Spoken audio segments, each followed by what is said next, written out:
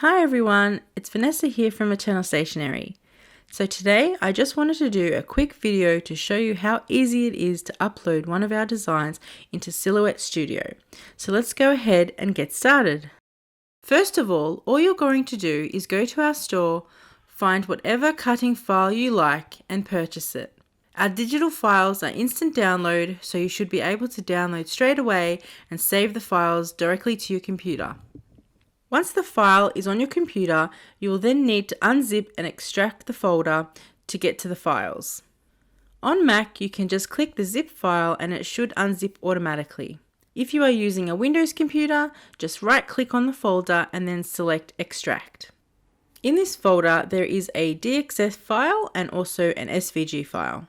Because we are uploading to Silhouette Studio today, I will use the DXF file. If you have Designer Edition, you are able to upload the SVG and DXF files. Today I'm going to use the free version of Studio, so only DFX files can be uploaded. So in Studio, go to File and then Open.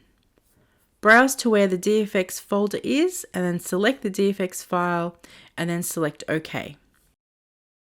In Silhouette, you can have issues with compound paths not joining to the rest of the image. And to fix that, you just need to select everything, right-click, and then select Make Compound Path.